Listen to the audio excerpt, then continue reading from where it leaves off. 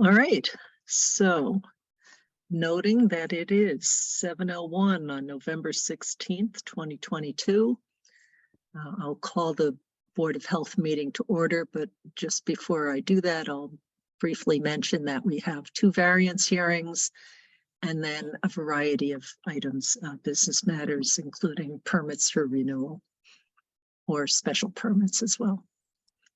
Okay, so since this is a remote meeting, we're going to have a roll call.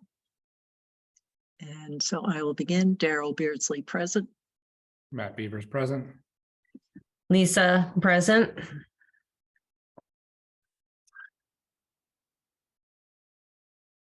Rebecca. Rebecca. Well, Rebecca, can you hear me now? Yeah. Yep. Rebecca Honeywell present. Okay. So on, again, before we dive into items, first I want to go over a couple of items that we could vote on as to whether we'd like to add these, as they were not reasonably anticipated by the chair 48 hours in advance of the meeting, and then we can take a vote. So one is just there's a new site visit scheduled for 40B project, and we received a complaint about Sweet Meadow Farm, and we can give you a brief status on that. And does anyone have anything else that they might want to add? We can add it to the next one. I was just going to give people a brief update on the 2 MCP projects that are present in Sherborn, but maybe it's better to wait till Matt's here as well. Okay. All right, that sounds good. And they're not emergency. These 2 have, well, one, I just want people to be aware of the complaint, and then the other site visit is next Monday. So in any case, all right. So do we have a motion to add these items to the agenda? So moved. Seconded. Okay. Oh, Yeah, it's me again. yep. All right, Matt, aye. Oh, Lisa, I. Rebecca Honeywell, aye. And Daryl, I just noticed, I don't think we have the people on who are taking the minutes. They Ellen? might not be on. I think they just watch the video after. Oh, all right. Okay. Sounds good. All right, then we can proceed. Let's see. So let's take care of these. So the Washington Street visit is at, I want to say 11 a.m. on Monday. Is that right? No, I believe it's 1 o'clock in the afternoon, Daryl, but Ellen, if Oh, you okay. correct me on that. Yeah, I'm going to check my calendar.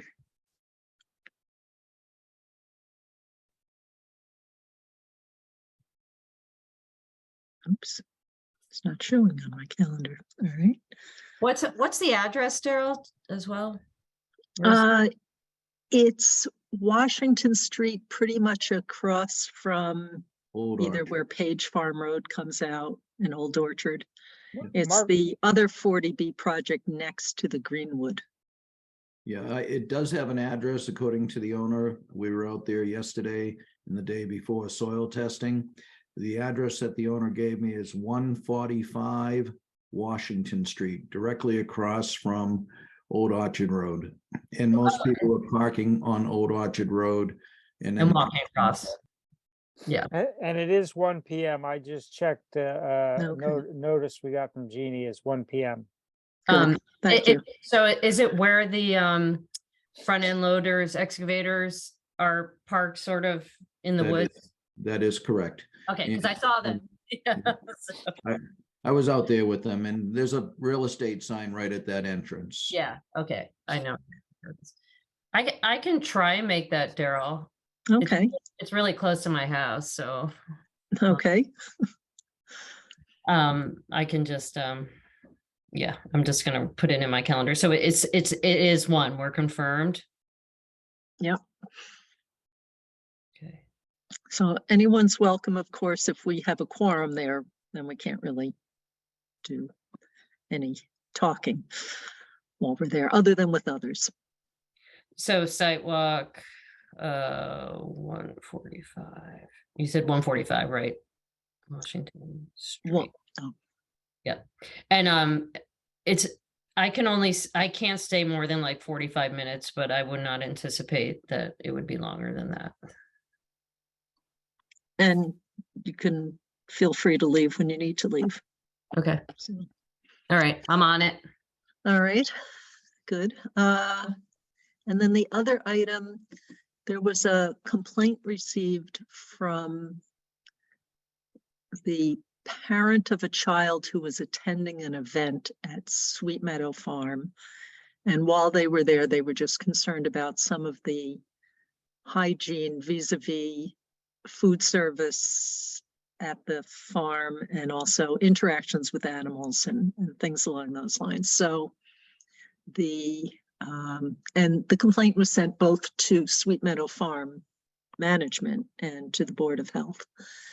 And Tom did get a chance to go out there earlier this week and take a look and found that the complaints were valid.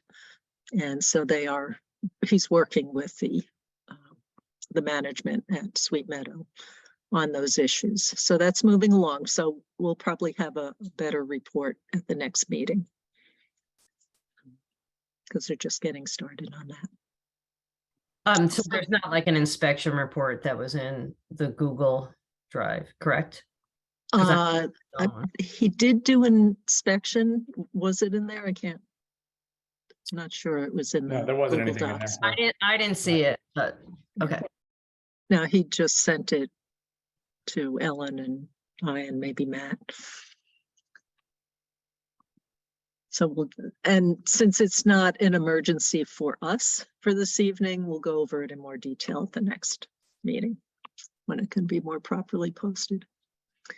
Okay, let's see. So I saw someone from 13 Coursebrook. So Mark, would you, I guess a little bit on background for 13 Coursebrook. We had discussed at our last meeting that because this is something that's gone beyond the Mass DEP required timeline for replacement of a failed system, that we just need to see what we could do to help move this along. We did meet with town council and went over sort of the various steps that the board could take.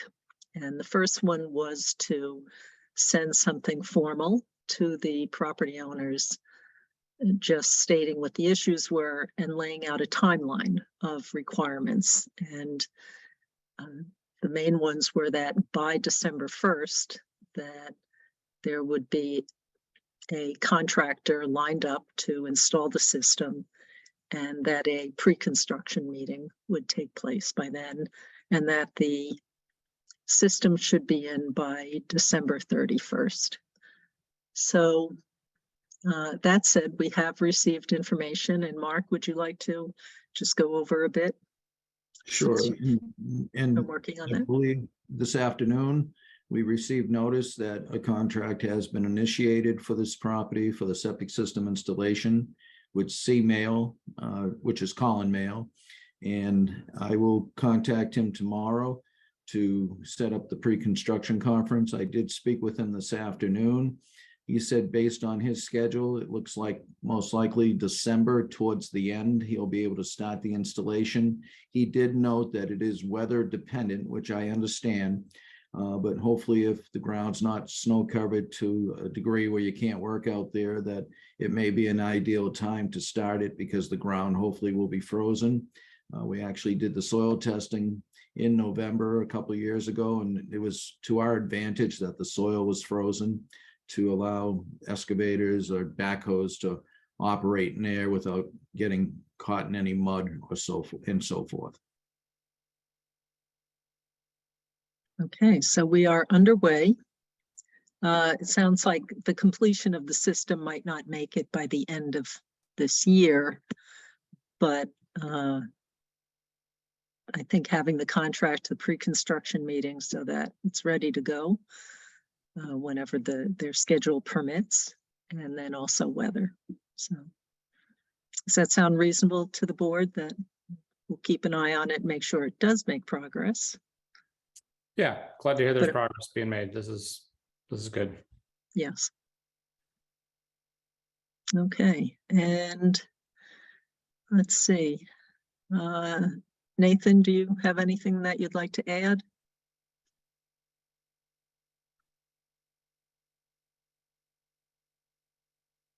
If not, okay, we will move on.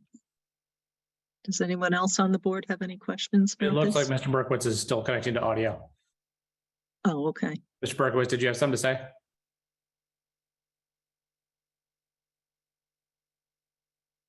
Now he's muted. Guess not. Yeah, there are two connections that he has, so. Okay. Let's see.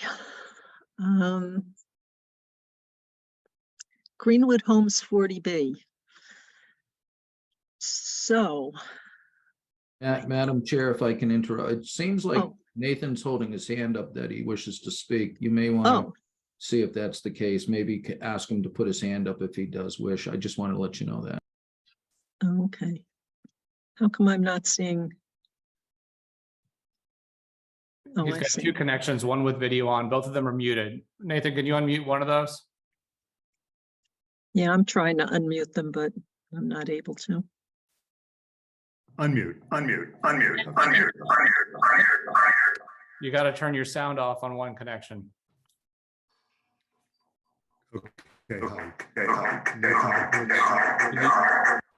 You got to disconnect your other connection or this is never going to I work. did. It was a cell phone and it's off. Okay, So thank you for your patience. And it's been a difficult process. And I hope we're going to get this done with Colin as quickly as possible. okay. It's a very space age sounding message, but thank you. Thank We you. appreciate that. And just keep the lines of communication open with Mark. Will do. Thank you.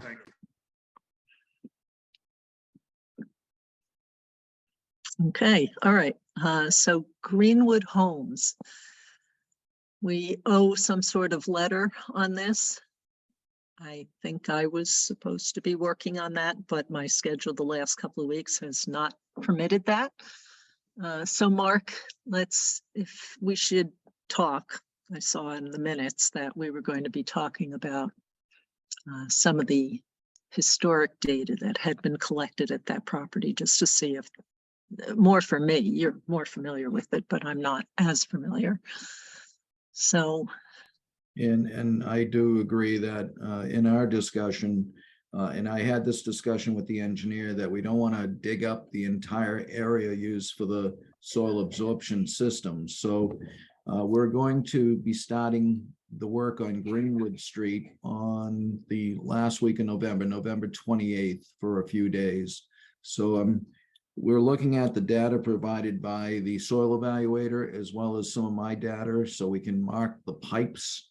The engineer's attempting to mark each monitor pipe, and then that way he can compare it to the data submitted by the soil evaluator.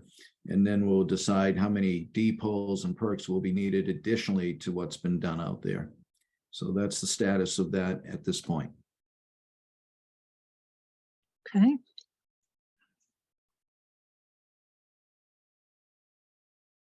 And if anyone has any comments on the Greenwood property that you would like to see included in a letter, because unfortunately now this is going to have to be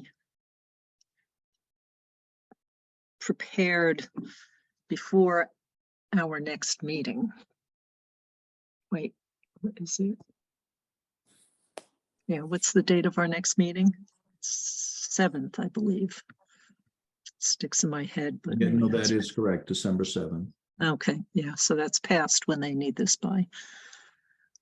We may ask for an extension though. I'm interrupting, but we'll have to see if we need an extension, because we got an extension for the 4 homes on Greenwood already.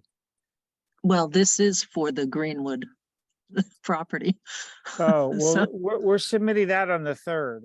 Just the 4 homes only were submitted on the Right. 3rd of December. Right, so Yes. but this is a 40B letter, right? Is that separate? Do we have to ask for a separate extension or no? They're 2 separate, they came in as 2 separate projects, even though they're on the same property. So we're responding, it's gonna be on the select board meeting tomorrow night to look at the integrated comments that we got from everybody.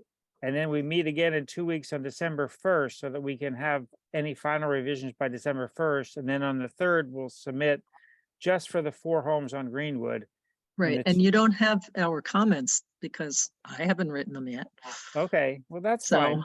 That's fine, but So you that's have, what I'm talking about.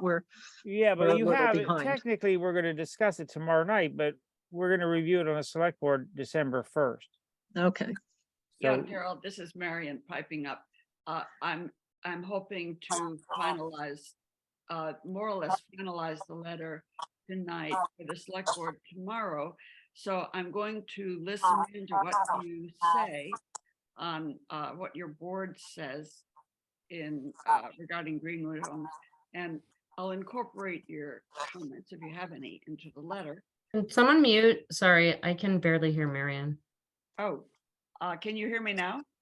I can. It just seems like someone's not on mute, but that's it. Oh, all right. So anyway, I'm not sure you heard what I said. yeah, I did hear, I don't know that we were going to discuss it that much unless people do have comments that you'd like to share now. Is this And just the then- 4 houses or is this the larger project that we're talking about right It's now? just the 4 4? houses. Okay, Right. If you But- have but- no comments tonight, then I'll leave the letter as it is. And I'll tweak it before it's sent off in December. But, but for those 4 houses, Marion, can I just be clear? I mean, all of the regular bylaws and regulations apply, correct? Well, it's a 40B project, so the septic and well regulations are under DEP. No, but for the 4 homes? no, it's- because one of the 4 homes is low income, so the 4 homes are coming Oh, in. so as it's meeting 40B. the 25%? Yeah, Yes, so Okay, sorry. our regulations do not necessarily apply except for well, because there are no state level. I mean, I think the only comments I'd have are that, 1, it should be considered in the context of the larger project that's happening right next door. And 2, I think our usual comments on sort of concerns about when a large thing like this happens about point source loading of the septic system need to be considered. But I think we'll probably have more detailed thoughts when we talk about the larger project, is my guess. Yeah, and the impacts on the quality and quantity of water, and then if bedrock disruption is needed, I think all the usual suspects, Daryl, right? We have a Right. pretty good form letter. at Right. this point. And it's always a challenge to find a new way to get that across, that the state is a minimum, and the minimum does not, for septic, for example, does not account for a well being sited on the same property. Huge distinction. So, Isn't it, because if it's a private water supply, which those individual houses would be, even if it's a 40B, it would fall to the local regulations. yes, that's what I said. The water, there are no state level, but for the septic side, it will default to Title V unless we can convince somebody that our minor but important extra protections are reasonable to apply to this project. So, Yeah, I think you would have to make the case for that in the context of the fact that there are fairly large 1 acre zoning, there's fairly large 1 acre zoning a district in Sherborn where lots are on 1 acre, and elsewhere in your regulations, you point out that 1 acre is considered a minimum size for well and septic on the same property. yes, So, just, I've, your other points I already have in the letter in a general way, but I'd love to get, say, your comments verbatim. That would be great. Yeah, and if I can add, the 1 acre requirement would fall under Title V. You have to have, well, the state doesn't call it a full acre. They say you have to have 10,000 square feet per bedroom. So if they're they wouldn't be able to design 5-bedroom houses there, but they would be able to design 4 bedrooms if they're utilizing the 1 acre per lot. I hope I didn't confuse you. So the minimum that would be required for a 4-bedroom septic house would be 40,000 square feet, just shy of an acre. Okay, Tom? Do you want to comment? Tom Trainer? Your hand is up. Okay. Yeah, just quickly, I read the details on the plot plan, and I thought I read the 4 lots were 0.9 acres each, if that makes a difference to your board. Right, a regular acre is 42,000 square feet. And as Mark just pointed out, it's 10,000 square feet per bedroom. So it's nearly an acre, but that's what they look for. So 40,000. So 0.9, I don't know. I assume that's, So it would need to be an acre. I mean, why would it change? Because under Title V, it doesn't need to be an acre. It needs to be 40,000 square feet instead of 4350 or whatever an acre is. 44. Yeah, roughly. Yeah. So 0.9 would meet that regulation. It may be a little bit more than 0.9, but they would have to meet Title V, the state regulation, they would have to be at 40,000 square feet for a 4-bedroom house. Thank you. okay, so here's an administrative question for the board. So if Mark and I work on a letter, we would need to have a meeting again if everyone would like to weigh in. And do you want to aim for that? And have a brief, short meeting, or? I think I- given the holiday, it's going to be tough to do that. And I think, we've seen these letters before. I think I probably care more about the larger project and less about the 4 homes. So I sort of would be happy to authorize you and Mark to put something together. I agree. Isn't there an MAHB requirement that adjacent lots are considered one project? So the rules would apply as one project and it couldn't be separated. No, we don't have that regulation in Sherborn currently. It's not a Sherborn regulation, it's a Massachusetts state regulation. We've been over this before, and the project is not going to hit a size to qualify for that. That's why we're trying to change the local regulation. Yeah, it's not MAHB. didn't NEPA understand has that. thresholds that are much larger. And because it's this 40B thing, we already have a due date for commenting on this separately from mass housing. I would be interested in a meeting to discuss it.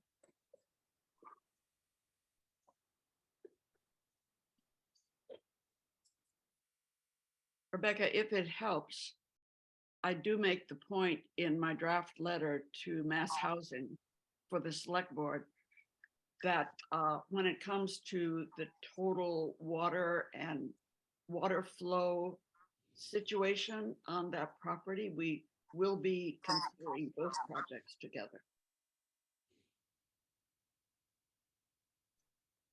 Since they're on the same parcel.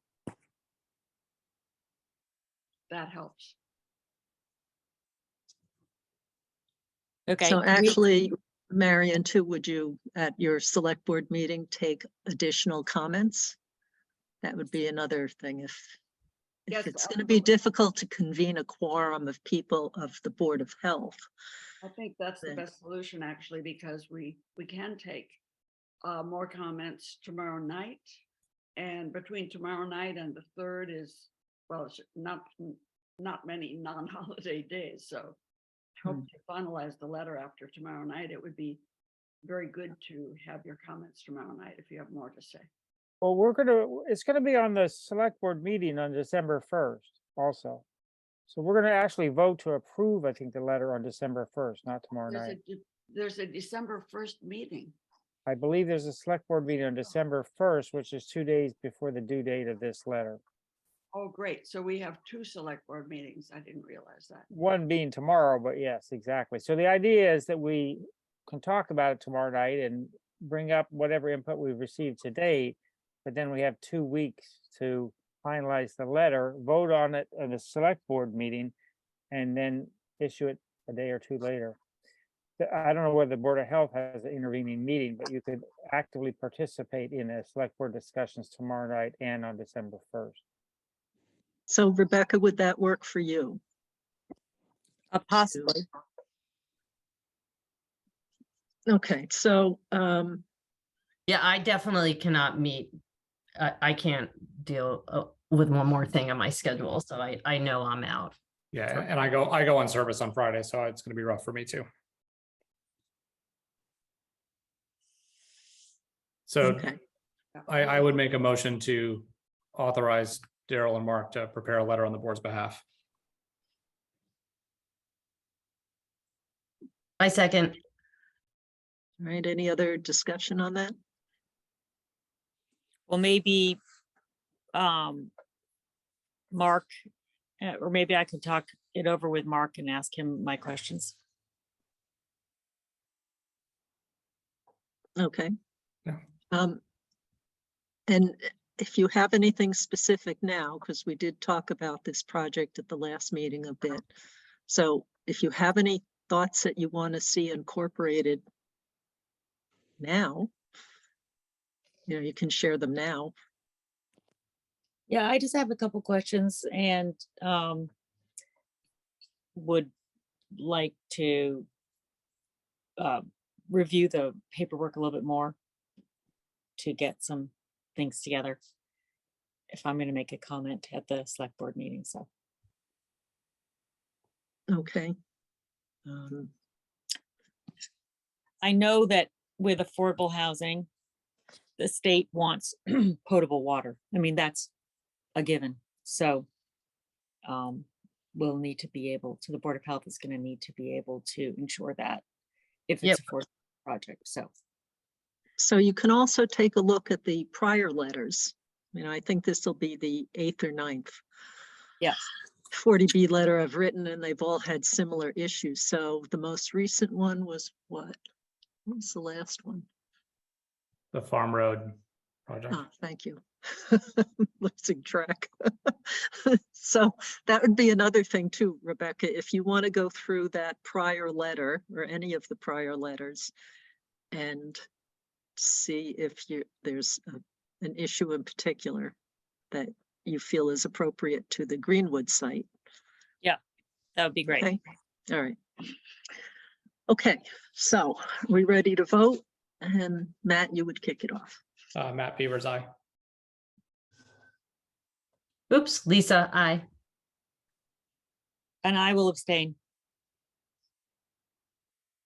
Okay, and Daryl, aye. Okay, so, well, Ellen, I know you're not here to do lots of work, but since we have the other minute takers, but we do have a variance hearing for 28 Farm Road for septic replacement. And did we receive all of the green cards? Yes, we did. It's all set. Okay, then I will open the hearing, and Dan, I saw you. Yes, I'm here. Excellent, and I'm going to bring up the plan. Size it better. Okay, and so since it's a variance hearing, Dan, who's the engineer for the property, will be explaining the reasons that the variances are being requested. Thank you. For the record, Dan McIntyre, representing the homeowners of 28 Farm Road. This house was recently sold and failed the Title V inspection, so we were retained to design a new septic system. The existing system is a septic tank and leach pit. right in the backyard, yeah, right there. We don't know the age of the house, but there was a disposal works construction permit on file at the Board of Health that showed that this system went in 1976. It appears to perhaps been a replacement system of what was there originally. We're proposing to put the system further back on the lot in order to gain better separation to the well, which is up in the front yard. So where it was a Title 500-foot setback before, we're actually going to meet the Sherborn 125-foot well setback. We're proposing a septic tank and a conventional stone and pipe leaching trenches in the backyard. The soils were relatively good. There's some shallow bedrock in this area, which is another reason we wanted to push it further back to get away from the bedrock and find some more soil, which we were able to do. It is characterized by a relatively high groundwater table at 3 to 4 feet below grade. So we are mounding it up. We are asking for a couple of waivers related to the groundwater table only. But with all other respects to the Sherborn regulations and Title V, we fully meet Title V because we are proposing a +1 bedroom on this particular house. So we're proposing a fully compliant Title V system with reserve area. As I mentioned, the disposal works construction permit stated 3 bedrooms, but the assessors have it down as 4 bedrooms. So we thought it would be best just to fix that issue now and design it as a 4-bedroom, because it appears to be used as a 4-bedroom home. I was gonna ask Dan, did you do a room count, or do we know that, or just going off of what? Basically, what the homeowners have told us. We did walk through the house. It's kind of a funky layout.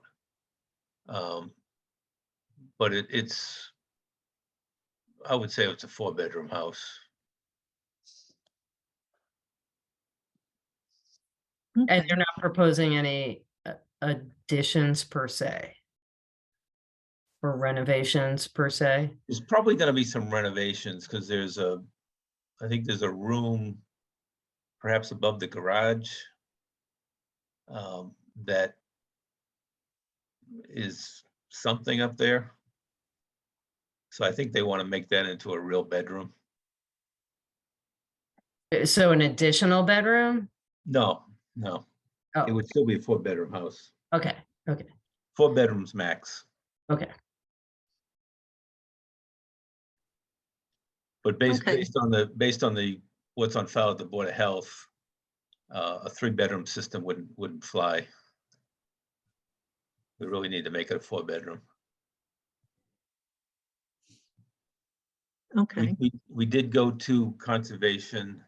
The septic system is outside their jurisdiction, but the construction access is coming down an existing road that's right next to intermittent stream that flows under Farm Road. So we wanted to get conservation's permission to use that road for construction.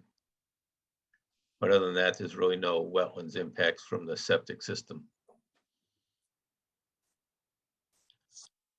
So overall, I think it's a big improvement over the leach pit that's there now up in the shallow bedrock area. We're increasing the well offset to improve that.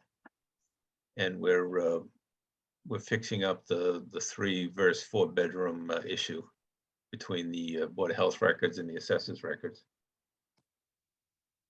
So with that, the 2 variances we're asking under the Sherborn regulations are related to the groundwater. One is the groundwater is less than 5 feet below grade. As I mentioned, it's in the 3 to 4 foot range, so we're asking for that variance. And then we're also asking for the variance for a 4-foot Title V groundwater offset in lieu of the 5-foot Sherborn offset in order to keep it a gravity system and keep the mounding down somewhat to a minimum so we don't completely destroy the yard and the adjacent barn to the septic system. So with that, I can turn over for questions. Okay, Mark, do you have any comments? The fact that Dan brought up the issue up on the upper area, it would be closer to the existing well, including the fact that we didn't have the best soil up in that area. In fact, it's outside of an area that had refusal at 70 inches, I believe, for deep hole 1. So, but the other test holes had enough soil, more than 5 feet. So it is probably the best location that could be found. And it's distance from the wetlands more than 125 feet, and the uphill well is more than 125 feet, and the perk rate was a 4-minute per inch rate, the controlling perk rate. So it's in an appropriate area in my view, based on the site conditions. Is it, and there are no additional wells closer than the on-property well, correct? That's Or- correct. Dan addressed that in a definitive statement, right where the. That's right. The closest well would be the property over to the left-hand side of the plan, and that's well outside 200 feet away. Perfect, thank you. Okay, so again, with this arc extending this out, that really leaves just this back portion of the property, kind of triangular shaped. So looks reasonable to me. And I like the idea of maybe sizing it better to go with the house. Because if I recall this from seeing it passing by on the road, I think it might be that there could be rooms downstairs, maybe something of an upside down to some degree, or rooms that are in the basement that might be considered bedrooms or not. I don't know.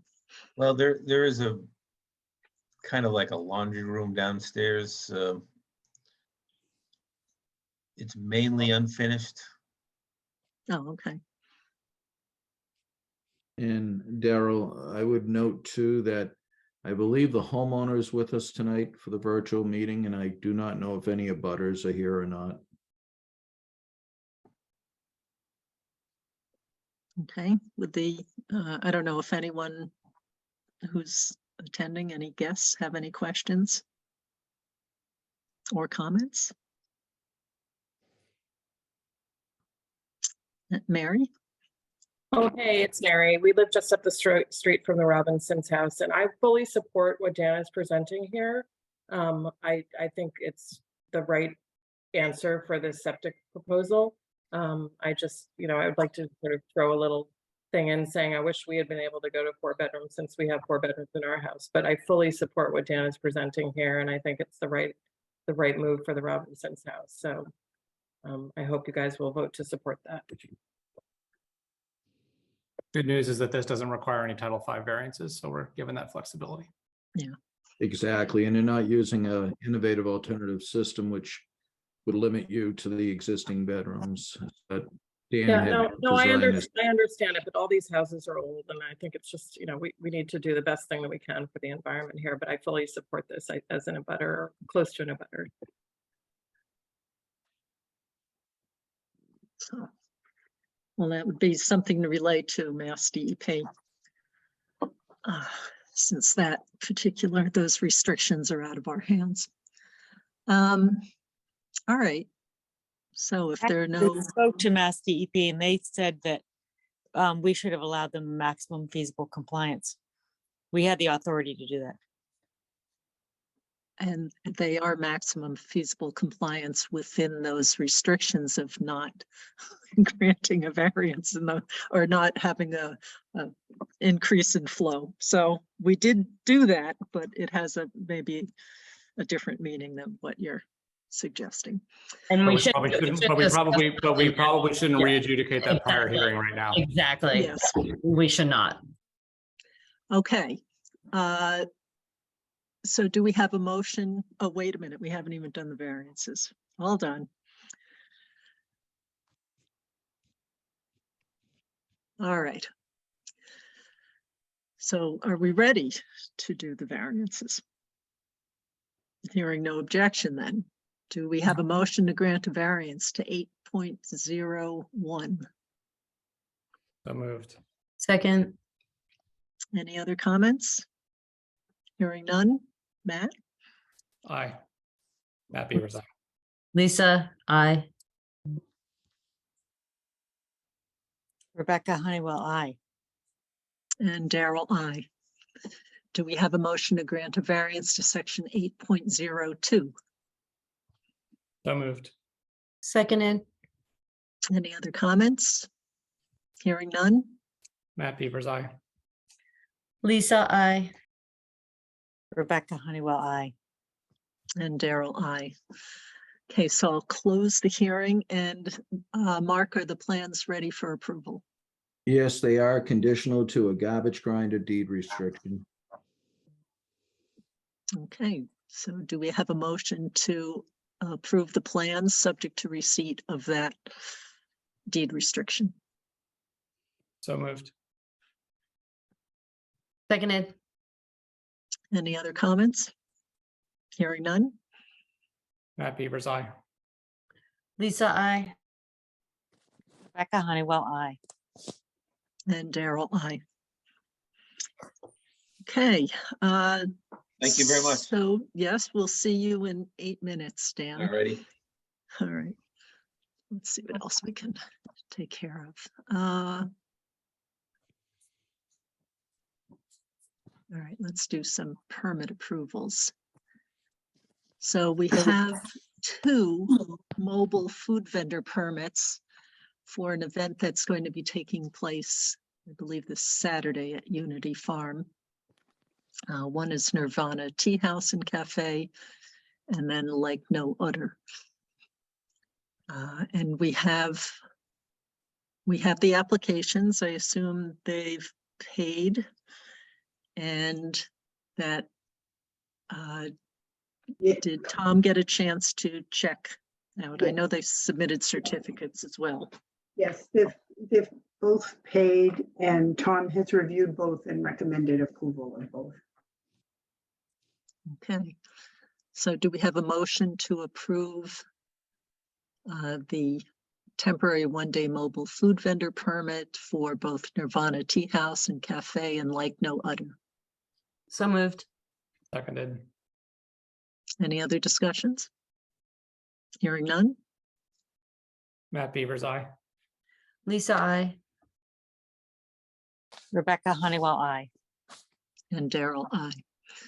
And then we have a disposal works installer permit, and it's a renewal for 2023 for Jay Hockman of Norfolk. So have they been in good standing with us since it's a renewal? Yes, they have, Daryl. They've been in good standing and actively working on Ash Street. Okay, so do we have a motion to issue the permit? So moved. Seconded, Any further discussion? Hearing none. Matt Beavers, aye. Lisa, I.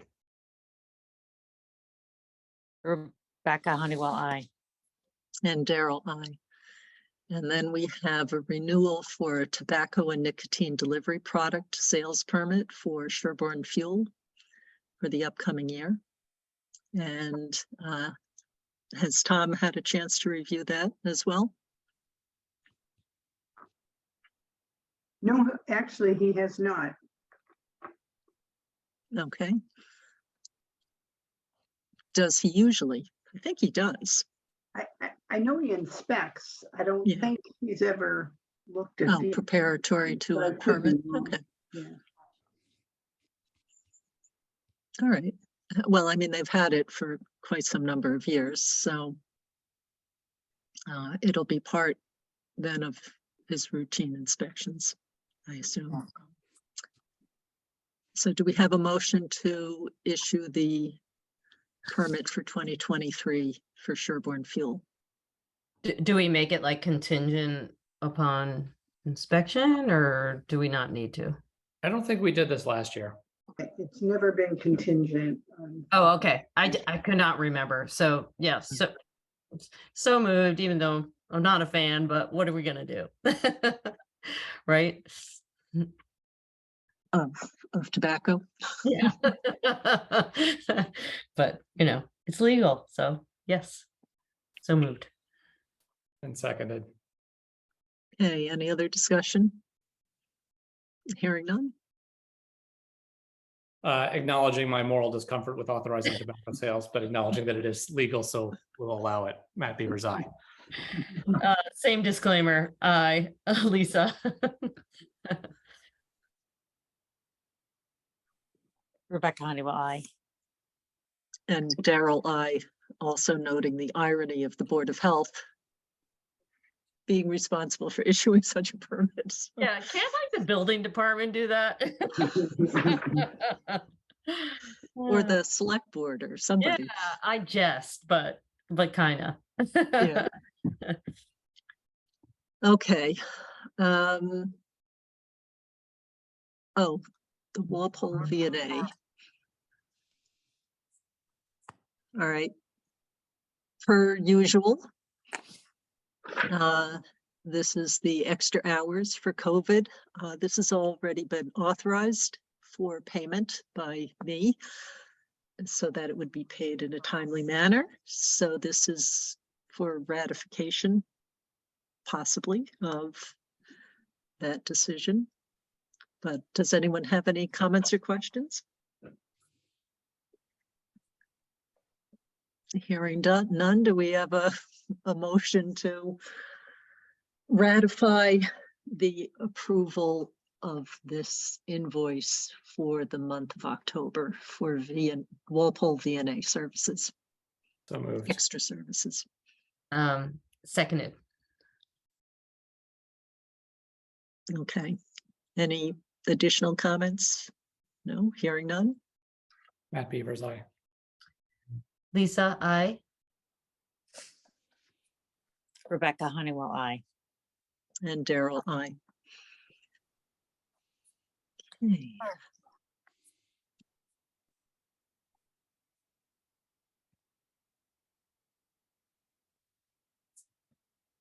Minutes for approval.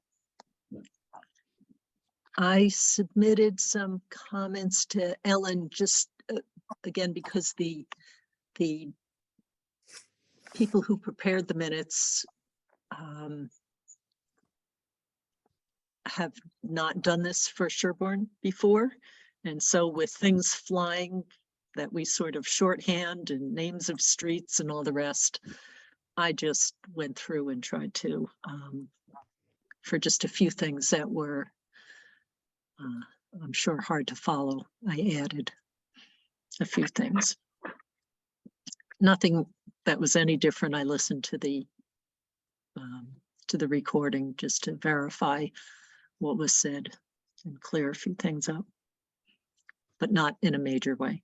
And Daryl, if I could, for the correction of what I said a few minutes ago, it is Ash Lane, not Ash Street. So when they're taking the minutes, they'll get that correct. Okay. Anyone else have anything? Otherwise, No. would someone like to make a motion to approve the minutes as amended? So moved. Seconded. Any other discussion? Hearing none? Matt Beavers, aye. Lisa, aye. Rebecca Honeywell, aye. And Daryl, aye. Okay, so we are about to have it's time for our next variance hearing for 29 Bear Hill Road for a septic replacement. And did we receive all the green cards, Ellen? Yes, we received everything. It's all set to open the hearing. Okay, great. So, Dan, you're back on, and I will bring up the plans. Well, thank you. It's Dan McIntyre again, representing the homeowners of 29 Bear Hill Road. This is a bit of a more challenging site. Just to orientate you, Bear Hill Road is down along the bottom of the drawing. Oh, sorry. Locus, but and we have a wetlands running along the side and rear of the property, which is a big constraint. It's actually fed by storm drainage off of the catch basins on Bear Hill Road. But it's a fairly extensive wetland in the back, and it does come right up into the property. We did go to Conservation Commission. They have approved the plan as you see it tonight.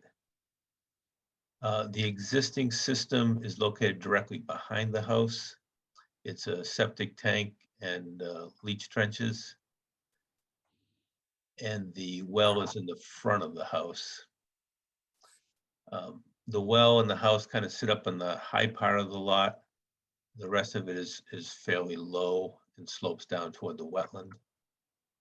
We are proposing to move the septic from the rear over to the side of the house next to the garage. We think this is a better location with respect to the abutters wells as well as the wetlands. If we were to put this system in the backyard where it is now, because of the high groundwater conditions, we'd have to raise that up. The grading would extend back into undisturbed wetland buffer and require significant tree clearing back there, and would still be closer to the neighbor's well over to the left-hand side of the drawing than the Sherborn regs require. Would probably meet the Title V 100-foot setback. But when we do these, we try to improve situations. So the proposed location actually improves the setback to their well, improves the setbacks to the on-site well, and meets the Sherborn regulations for the other well across the street. This area is previously disturbed buffer. There are a couple of large pine trees that need to come down. We did propose replacement trees as mitigation for Conservation Commission. They accepted that. We planted a couple of trees in the 50-foot buffer to replace the 2 pines that are coming down. But other than that, it's an undisturbed area that's lawn now. We can fit the septic system in there. Well, the tanks will still be in the backyard. We'll pump around the back into the new system. What is the distance from the wellhead at 43 Bear Hill to this location? Which one is 43? I'm sorry. That'd be to the right of the diagram you've got here. I ask because most of what you see as wetlands there is the other half of my property. Right. Oh, hi, Mr. Morgan. Yes. Yeah, it's well over 200 feet to your well. That's good. The other thing that I was curious about, you mentioned that the looks like the wetlands delineation sort of begins on or about the point of the storm drain across from the mailbox at number 30. The watercourse originally describes a turn toward the property at 29, and then takes a right-hand turn towards my property, and then eventually takes another turn back towards 29 and goes backwards through the woods, drops down the other side behind 25 and exits on a bed that actually goes underneath the S-curve on Bear Hill Road on its way out in the direction of Maple. It may not show up much here in the dry weather, but I know from having seen it for the last 42 years that in times of wet, you definitely have a going creek there with running water, especially when you have melt off from heavy snows. And I'm curious as to what of mitigation there is against the proposed field against anything draining inadvertently into the creek. Yeah, we walked that with the conservation agent. There's a definite channel in there that's been created from the storm drainage that runs through the wetland. We are proposing a full offset, the 4-foot offset to groundwater because of the proximity to the wetlands.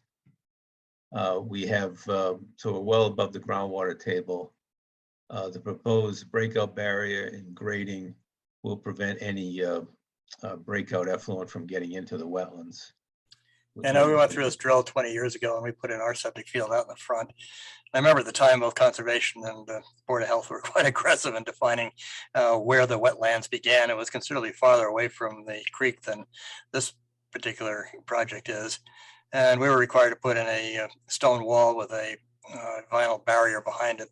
And the extension we put on the house came with about 2 inches of the delineation that they set up there. So we did qualify on all things, but it was a good deal farther away from the creek than what I see here.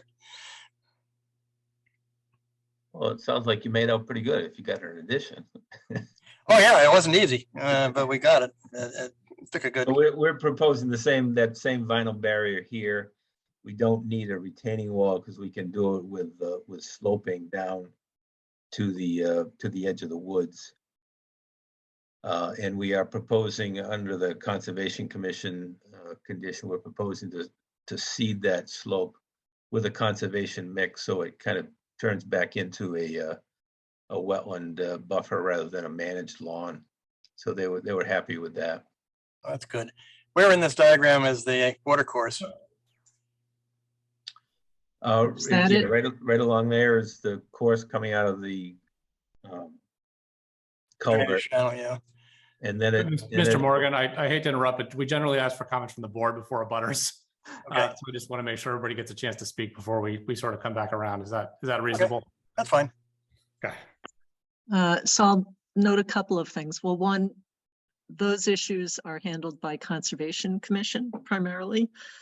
So they would have had more details about, they look at the soils, they look at the species of vegetation that exists to help determine the locations of the wetlands. Hey, I've been there.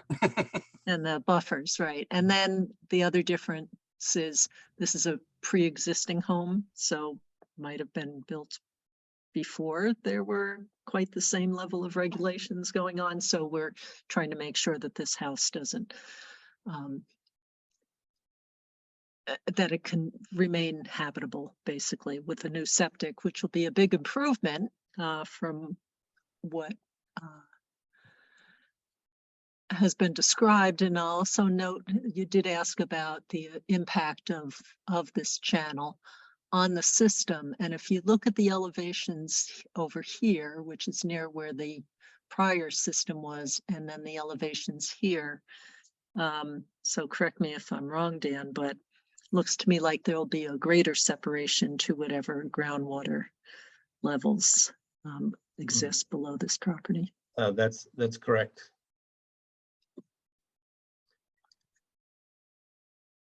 Okay, so does the board have any questions? No, I think this seems reasonable, given the constraints, as usual. Yes, and the constraints are numerous.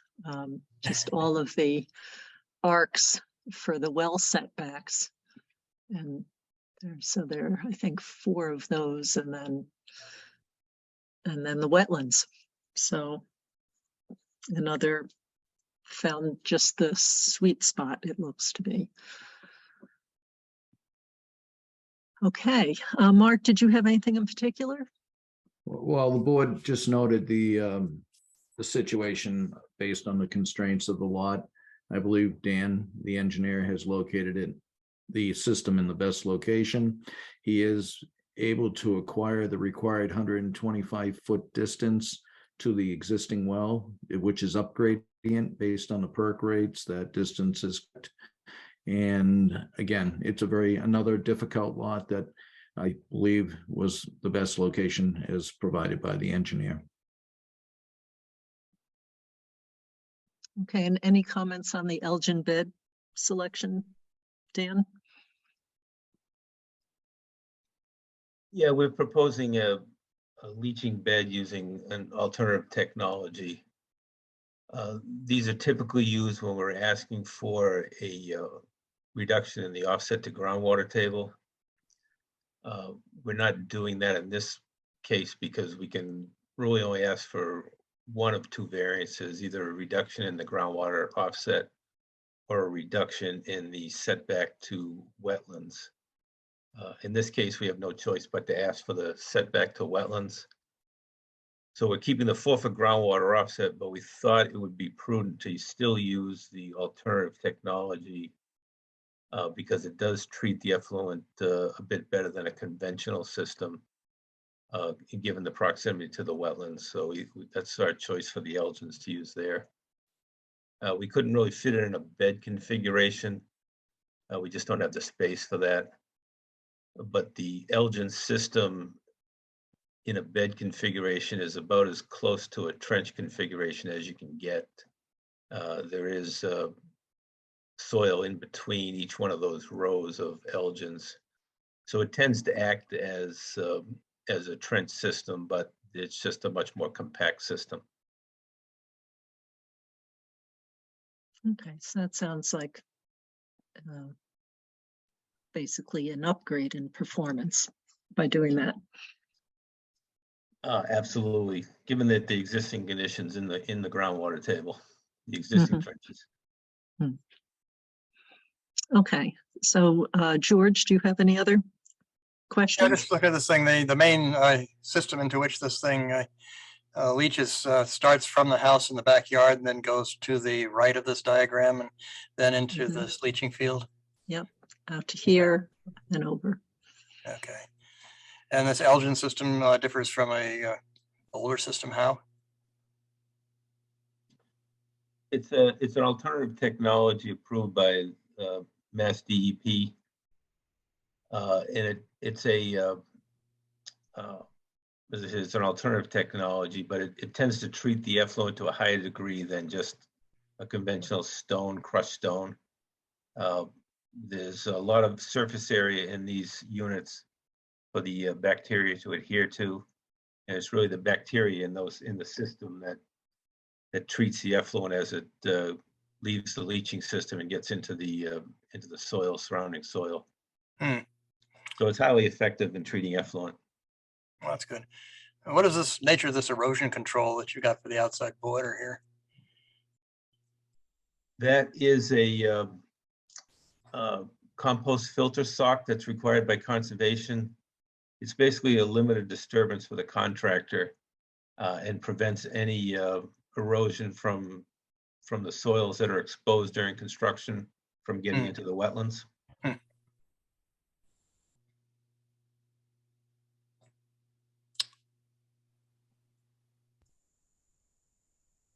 It looks good. And you say that there's no need for any particular barrier beyond this erosion control thingy between it and the wetlands.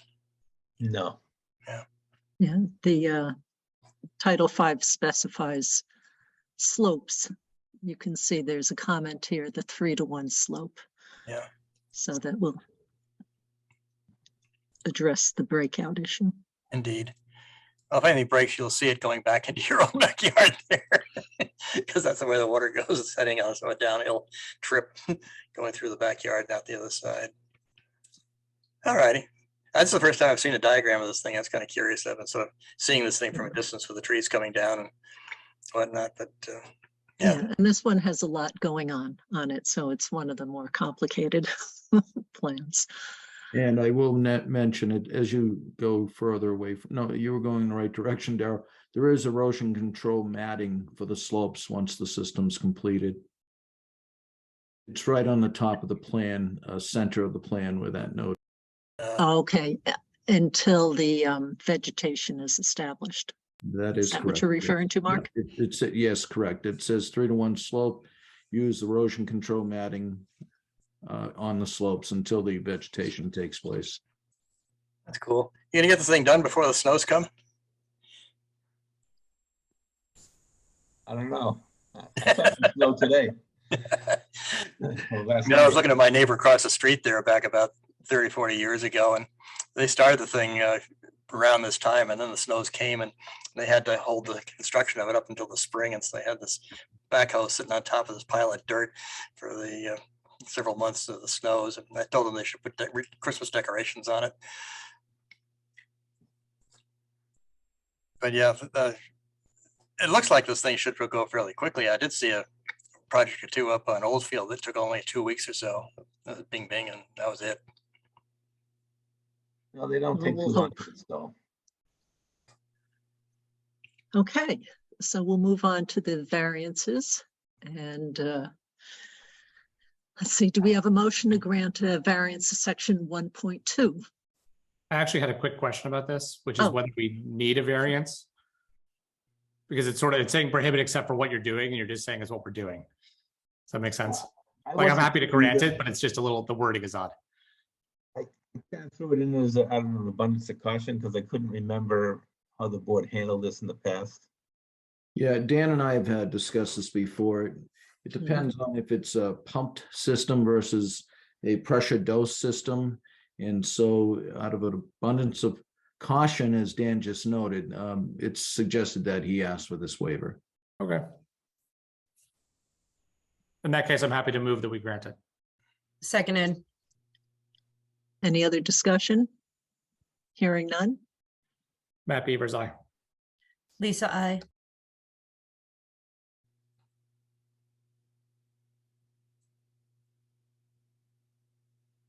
Rebecca still Rebecca, here? you're on mute. Sorry, Rebecca Honeywell, I. And Daryl, aye. Do we have a motion to grant a variance to section 8.01? So moved. Seconded. Further discussion? Hearing none? Matt Beavers, aye. Lisa, I. Rebecca Honeywell, I. And Daryl, aye. And the companion, do we have a motion to grant a variance to 8.02?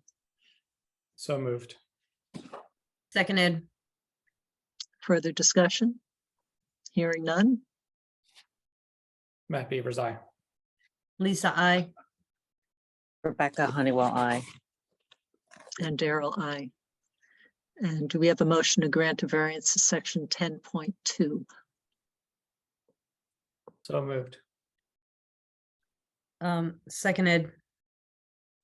And I'll just note that this plan has been approved by Conservation Commission, and we follow their lead on these evaluations regarding wetlands. Any other discussion? Hearing none? Was this moved from down from 125 feet down to 27 feet?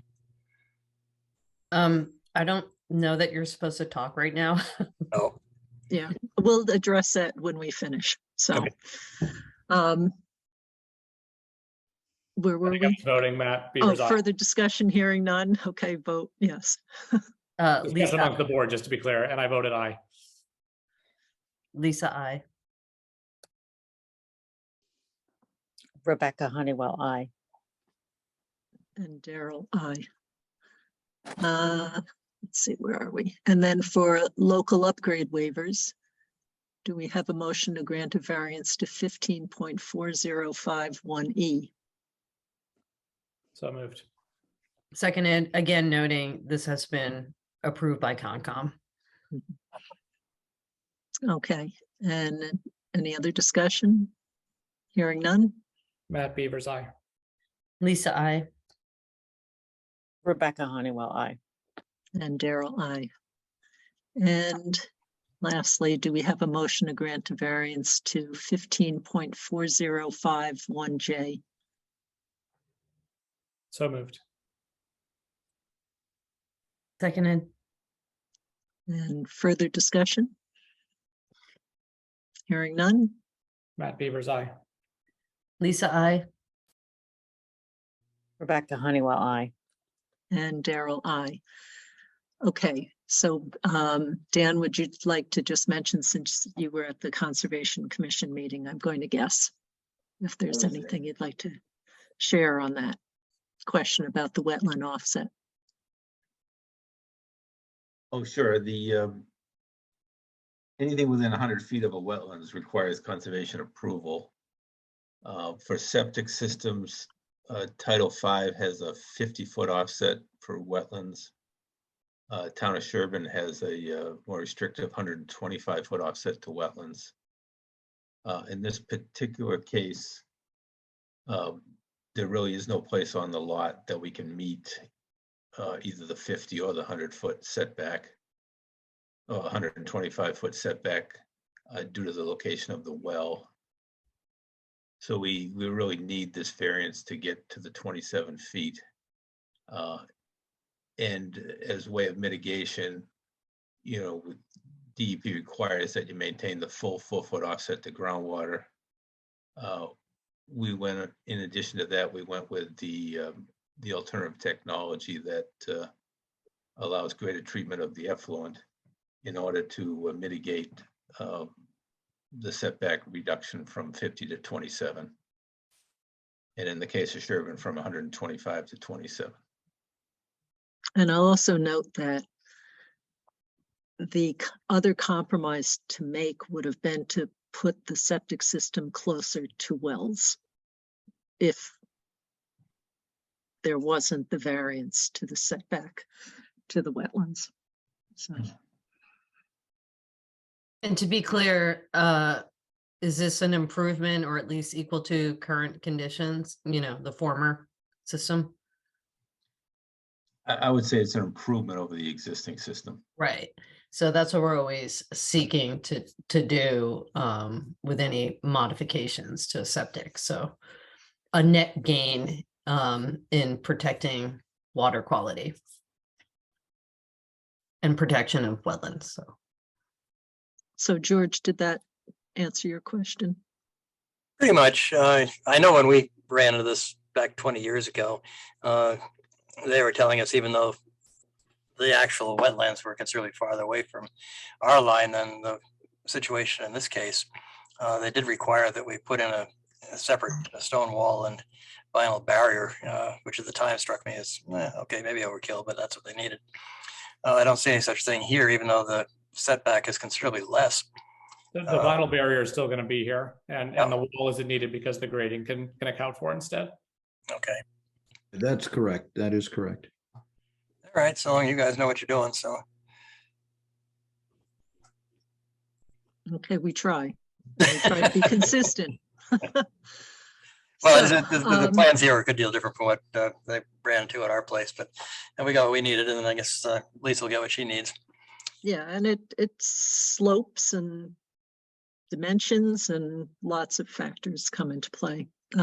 Perk rates, all the rest. So, all right, so I will close the hearing. And are the plans ready for approval, Mark? Yes, they are, and that is conditional to deed recordings for the garbage grinder prohibition and for the use of the innovative technology, alternative technology. That are the two deed recordings that will be needed. Okay, so do we have a motion to approve the plans subject to receipt of those two deed recordings? So moved. Seconded. Any further discussion? Hearing none? Matt Beavers, aye. Lisa, I. Rebecca Honeywell, I. And Daryl, aye. Okay, thank you, Dan. Very much. All right.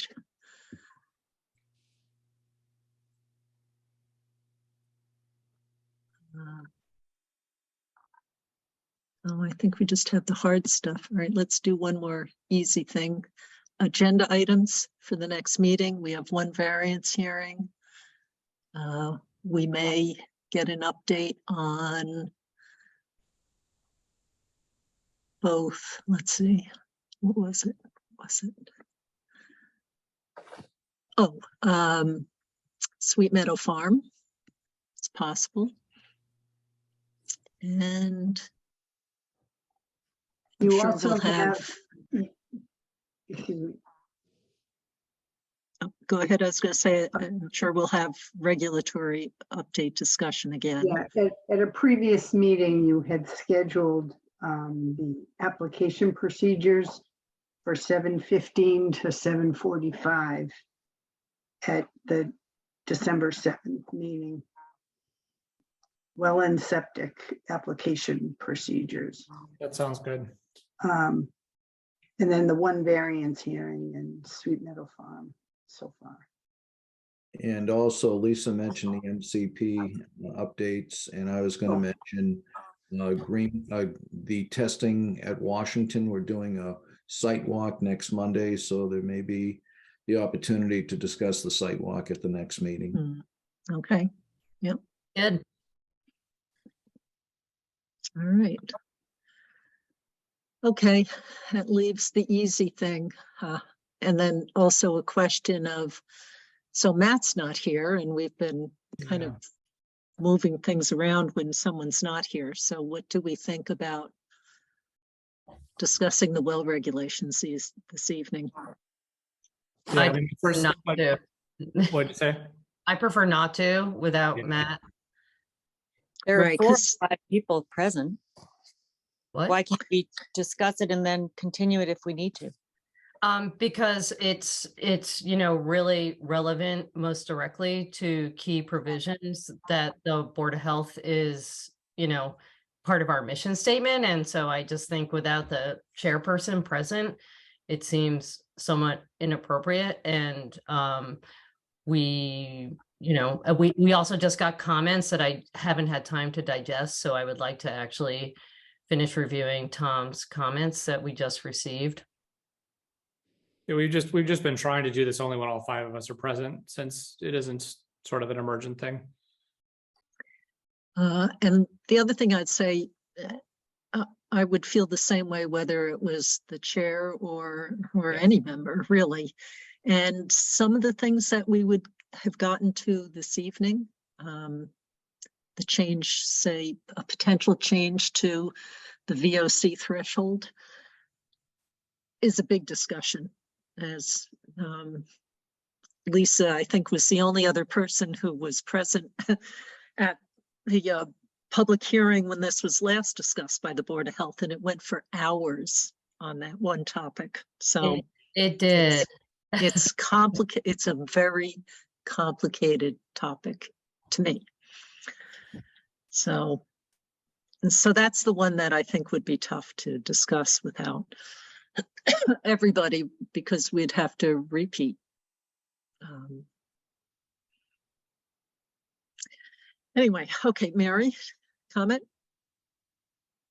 Sorry, yeah, I just want to thank you for like acknowledging that this is an important topic. And you know, I think the more visibility that we can get on this, I think, you know, particularly with all the 40Bs that are showing up around town, I think this is a really important area of interest for, you know, certain neighborhoods. So I would just encourage you to keep this as an agenda item moving forward.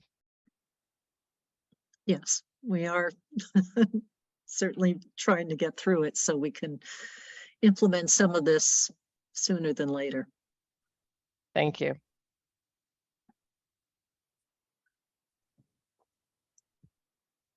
Okay. So I think that's been everything. The I budget. missed anything? Budget. Oh, budget. and Oh, yeah. All right. Let's see. What could we say about the budget? I'll take all of my Board of Health raise and give it to Ellen for next year. Ooh. Congrats, Ellen. Me too. I'll I think it could be unanimous, which is really not very satisfying for No. Ellen. You know, as mentioned, last time Ellen and I already met? I think we had already met. No, maybe we hadn't. No, we hadn't. Since the last meeting, we did meet with the HR consultants and discuss some things with them. So they're asking for more information. One thing they asked for was about looking at budgets over a bunch of years to see the trends within it. But we had to point out that people just weren't getting paid for overtime hours for a long time until COVID hit, and we changed that practice since that was an absolutely brutal time period, and it's something that we had wanted to address anyway for a long time. So I don't think that would be as illuminating, and part of the reason we said honestly, I think our staff has been really good at coming up with all sorts of systems for doing things as efficiently as possible. And there's nothing, I can't see things to tap into anymore. There's just a tremendous amount of work going through the office. So anyway, so that won't be as satisfying as the consultant may have hoped in terms of illuminating things further for them. Although maybe they should go sit in the office for a while, because I know whenever I go in the days of going in to meet with Ellen Moore, I would always bring work with me, because there was no way we could have a continuous discussion for 20 minutes or a half hour. So I would just have to be ready to hang out for a while and catch Ellen and Jean and Mark when there was a lull, which didn't happen too often. Yeah, and as far as, I mean, I don't know if I'll even be able to attend the next meeting, but I did look very quickly at this year's budget to date, and the food inspector is well over his Yes. budget this year. But that's, I think I mentioned it to the consultants when Daryl and I met with them. The explosion of food trucks this year has just, the food trucks take an enormous amount of time to review, even though they're typically just 1-day permits, but the number of documents they need to provide and Tom's review of them and an inspection of them takes much longer than a brick and mortar's restaurant. So his budget will definitely be over this year, and he really should get more hours for next year. And I would strongly recommend that you increase Jean's hours to 20 and give her benefits, because that would be a huge help in the office. Right, we do need more time to offload you from Yeah. the things that you need to be able to do. And Jean does know the procedures. She deals well with the people who come in looking for help. So would be no learning curve for her, right, to expand. Right. And then the other line that I know will need to be increased, it's up to you, but the region, emergency preparedness region 4AB will no longer subsidize or pay for cell phones, which means I either lose my cell phone or the town will have to pay for it. If I lose my cell phone, then I will not be able to respond to the drills that they send, and we'd lose any benefit we get from the region. We could always leave the region and then I wouldn't have to do the flu clinic. Although it doesn't seem too wise, especially after what No, we've just gone through for a few doesn't. years. For us That's my to, point exactly. yeah, But that's the trade-off. I mean, yeah. I cannot see how the Board of Health budget can be level this year, for next fiscal year. Right. It's going to be very, very difficult. Oh, plus, I guess it remains to be seen as to whether you need a new laptop too. So that might be Right. coming, since it's been having Right. some troubles. So I can't see you not having a cell phone issued by the town. We do it for the agents. Right. And as you said, for those who don't know, for the emergency preparedness system that takes place across the country, essentially, but is done on, in a lot of places on a county level. And we have regions because, of course, our counties don't operate the same as other places. So they'll do drills where they send out a message to each town, and then they're responsible for responding and demonstrating that the appropriate folks have been notified within the town as a practice and as part of participating in the regional emergency response, because no one town's going to, in a mass emergency, is going to be doing things on their own. It's being part of a network. So that'll be something to think about. And then staff budget. And then just general increases in prices. Yeah, and then it's the visiting nurses contract that we're currently in the third year of a 3-year contract. So that we'll need to get a new contract with them. And the estimate they provided is much higher than what we're now paying for. They're providing a lot of in-kind hours currently. Right, meaning that they are working for free, Right.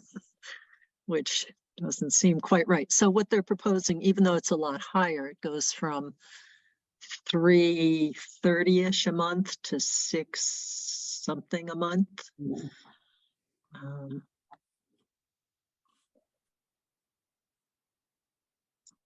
So I don't know if anyone has any comments. To me, it's not a huge amount of money. They're doing an important service.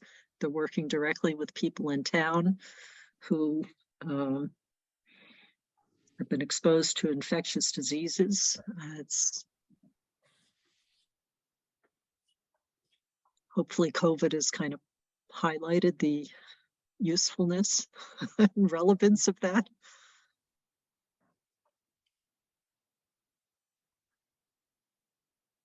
Yeah, I mean, these are all, it's not like any of this is unreasonable stuff, right? It's a lot of relatively small things which may add up, but it is, I agree, it's hard to see it staying flat. Right. And that they've been putting in kind hours. And last month, was it last month that it was just over 9 hours? Yes. That's a lot of hours. That doesn't seem right to me that they should have to do that.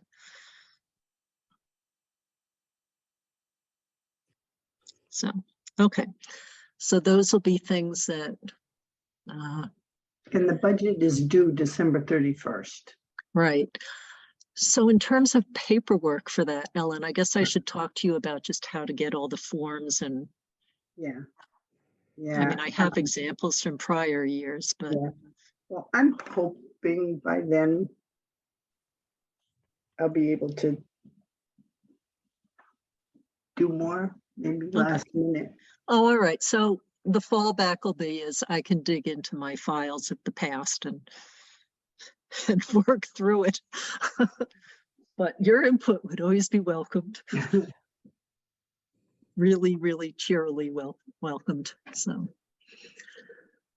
all right. Oh, and the other budget thing that I could see is I need to ask Tom about, I know he's occasionally sent in new certifications that he's received. And when we hired him, we agreed that as he moved up in qualifications for different things, we would review the salary that we started him at and make adjustments. So I need to ask him to just briefly summarize what additional certifications he's received. I think he got the registered sanitarian is one. He did that, but it's in Connecticut. It's not Massachusetts. Okay. All right, so maybe there won't be too much, but anyway, I'll contact him and ask him to just condense it into a couple of lines, a few lines for us to take a look at and consider.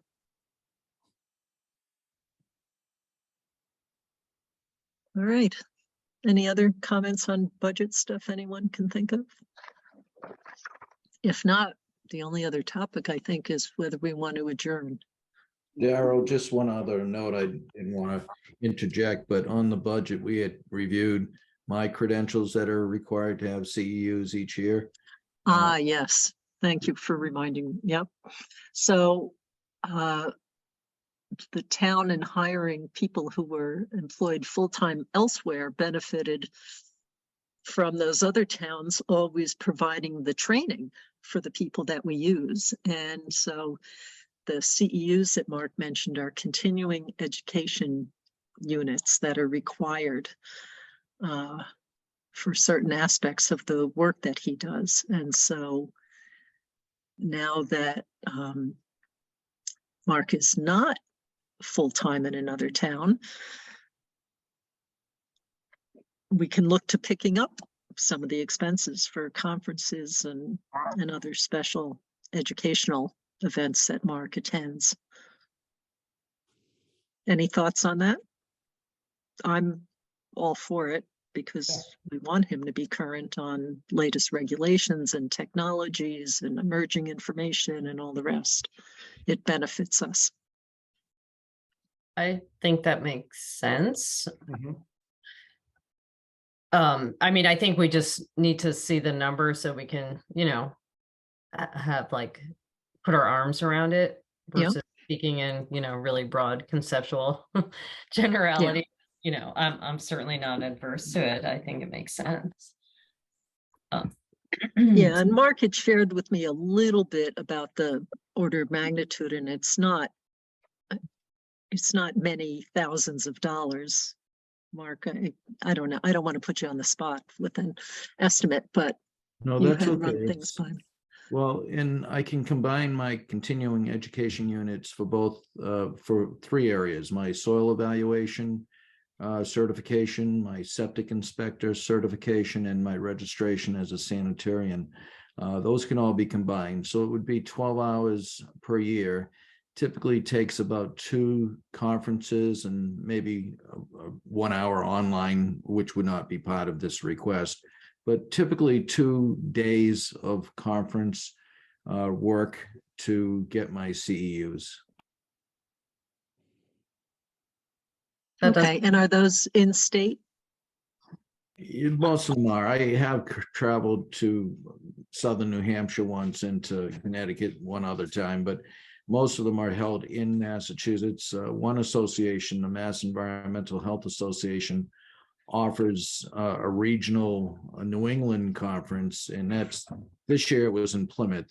Mass Health Offices offers their conference in Massachusetts. So if it's too far distant for Mass Environmental, the Mass Health Offices do offer more than 1-day conferences, so I could do it in Massachusetts.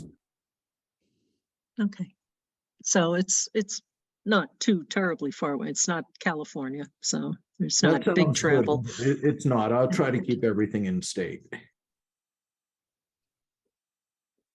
Yeah, well, Lisa, I think all of these things seem reasonable. It'll be helpful to see numbers, right? Because obviously it would be great to fund everything, but once we see numbers, we can have a better sense of whether we need to prioritize things or not. Yeah, and I did provide some numbers on the costs that I've spent the past 2 years. Oh yeah, Mark, I'm speaking about sort of everything all together, right? Not just that, but Like a red line of the whole budget. all the things we're Yeah, discussing. I that's what I need. I need it tangible and I need it in front of me. So Yeah, let's look at the cumulative impact of those separate things, none of which sound controversial to me. Yeah. it'll just be a surprise because, right, because of staff putting in free hours for us on all sorts of levels, including the visiting nurses.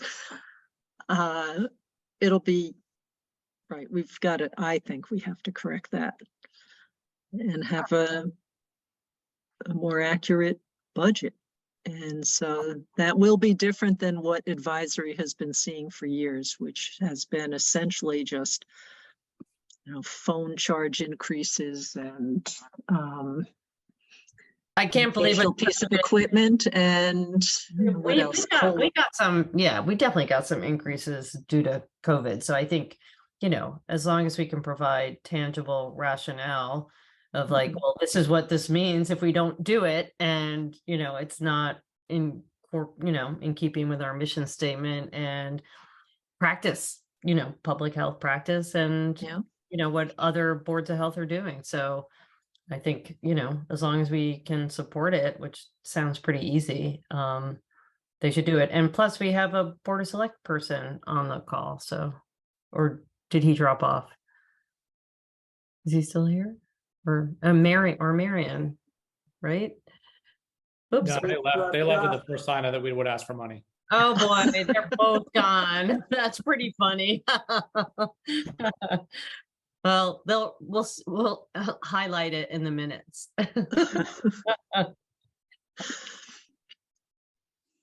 Okay. All right. If there's no other comments, I would entertain a motion to adjourn. I would make that motion. I would second that motion. I'm very entertained. Any other discussion? So, hearing none. Matt Beavers, aye. Lisa, I. Rebecca Honeywell, I. And Daryl, I. Thank you, everyone. Have a Thank you, good night, guests. everybody. Thanks. Have a good evening. Thanks.